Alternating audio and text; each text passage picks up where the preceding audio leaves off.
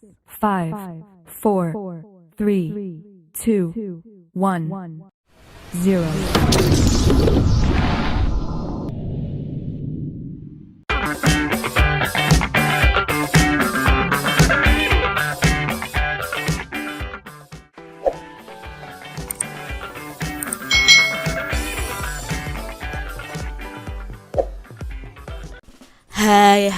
Hai. Selamat datang di channel YouTube Kak Citra. Apa kabar adik-adik semuanya? Kak Citra berharap kalian dalam kondisi yang baik, sehat, dan siap untuk belajar. Hari ini kita akan belajar bersama-sama di tematik kelas 1, tema 6, lingkungan yang bersih, sehat, dan asri, subtema 1, lingkungan rumahku, pembelajaran yang keempat. Mari adik-adik kita belajar dengan penuh semangat ya. Rumah Udin sangat bersih dan rapi. Teman-teman suka bermain di rumah Udin. Mereka bermain di lantai sambil latihan berguling. Hari ini mereka akan berlatih juga lompat jauh adik-adik. Mereka berguling ke depan dan meskipun tampak mudah, namun mereka melakukannya harus dengan benar. Mereka minta bantuan ayah Udin untuk mengajarinya. Ayah Udin pun memberi petunjuk cara melakukan gerakan guling depan. Pertama-tama ayah Udin mengajak mereka melakukan pemanasan. Pemanasan itu penting agar otot-otot kita menjadi lentur. Adik-adik, sebelum kalian berolahraga, kalian harus melakukan pemanasan dari kepala, tangan, tubuh kalian, dan kaki kalian. Mengapa kita harus pemanasan?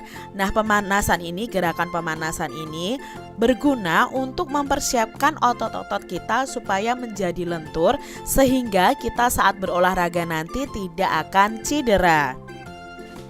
Adik-adik, berikut ini adalah urutan dari gerakan berguling ke depan. Ingat ya adik-adik, gerakan ini harus dengan pengawasan orang dewasa. Kalian pun harus menggunakan tumpuan seperti matras. Nah, matras itu apa? Matras itu kasur untuk olahraga adik-adik. Nah, gerakan guling ke depan itu posisinya seperti ini. Nah, ini yang bergerak adik-adik ya. Nah, kalian bisa jongkok ya, letakkan tangan, lalu masukkan kepala di antara sela kedua tangan, lalu kalian angkat pinggul kalian seperti ini, berguling seperti ini, lalu posisinya kalian bisa jongkok kembali. Ya adik-adik ya, ini adalah tahap-tahap atau urutan dalam gerakan guling ke depan atau bisa juga disebut dengan roll depan.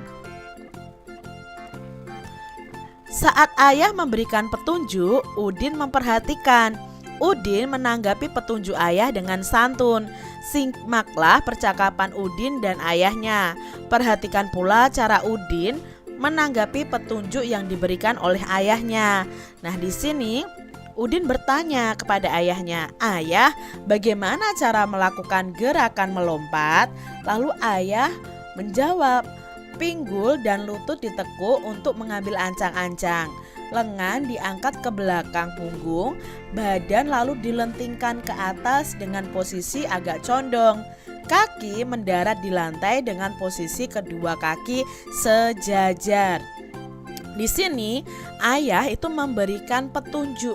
Ingat ya adik-adik ya, kalimat petunjuk itu kalimat yang menunjukkan cara kerja sesuatu. Ini kan menunjukkan cara melompat ya. Nah, di sini Udin akan menanggapi. Bagaimana tanggapan Udin? Udin menanggapinya dengan baik. "Baik ayah, terima kasih atas petunjuknya." Ini adalah kalimat tanggapan yang diucapkan Udin saat mendengarkan petunjuk dari ayah. Jadi ketika kita mendapatkan kalimat petunjuk dari orang lain, kita harus memberikan tanggapan yang baik juga kepada mereka adik-adik. Contohnya di sini adik-adik.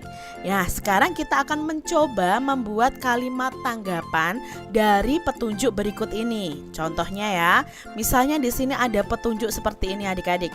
Membersihkan debu sebaiknya dengan lap basah. Itu kan petunjuk. Lalu tanggapan kalian apa dengan petunjuk ini? Misalnya tanggapan kalian tuh seperti ini. Baik, saya akan membersihkan debu dengan lap basah. Seperti itu. Jadi memberikan tanggapannya dengan kata yang baik, kata yang sopan dan santun. Berikutnya, letakkan bola di keranjang. Nah, ini kan kalimat petunjuk. Kalian bisa menanggapi dengan cara, setelah bermain saya akan letakkan bola di keranjang ayah. Misalnya seperti itu. Lalu kalimat petunjuk berikutnya, selesai digunakan, mainan dikembalikan ke tempatnya ya. Lalu tanggapannya bagaimana? Apa nggak mau, tidak mau seperti itu? Tidak adik-adik, tanggapannya harus baik. Baik ayah, setelah bermain saya akan kembalikan mainan ke tempatnya. Seperti itu. Di sini ada lagi adik-adik petunjuknya, lantai rumah sebaiknya dipel setiap hari. Bagaimana tanggapan kalian dengan petunjuk ini? Saya dan ibu akan mengepel rumah setiap hari agar bersih ayah. Seperti itu, atau baik ayah, saya akan mengepel rumah setiap hari. Boleh seperti itu adik-adik. Lalu semprot kaca dengan cairan pembersih, lalu gosok dengan lap atau karet pembersih kaca. Nah, untuk menanggapi petunjuk ini, kalian juga bisa mengungkapkan seperti ini. Baik ayah, saya akan membersihkan kaca dengan cairan pembersih dan menggosoknya dengan lap pembersih. Selesai berolahraga, Udin dan teman-temannya bermain musik adik-adik. Mereka memainkan marakas dan rebana. Sambil bermain, mereka belajar membedakan bunyi kuat dan lemah. Ikuti petunjuk cara memainkan marakas dan rebana ini adik-adik. Nah, yang pertama, goyangkan marakas dengan kuat untuk menghasilkan bunyi yang kuat juga. Jadi kalau kita goyangkan dengan keras, dengan kuat juga, ya hasilnya bunyinya juga akan kuat.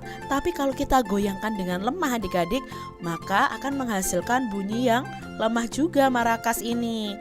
Berikutnya ada rebana. Pukul rebana bagian tengah dengan kuat, itu akan menghasilkan bunyi yang kuat juga.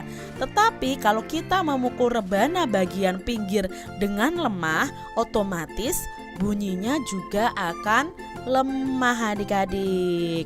Jadi kalian sudah tahu ya bunyi kuat dan bunyi lemah ketika kita memainkan alat musik, yaitu alat musik marakas dan rebana.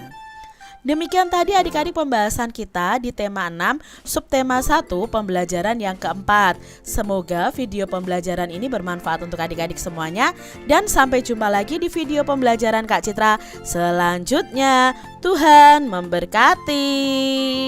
Jangan lupa tekan tombol subscribe, lalu tekan loncengnya, tekan juga tombol like, lalu share ke media sosial kalian. Jangan lupa untuk ikuti media sosial Kak Citra. Terima kasih.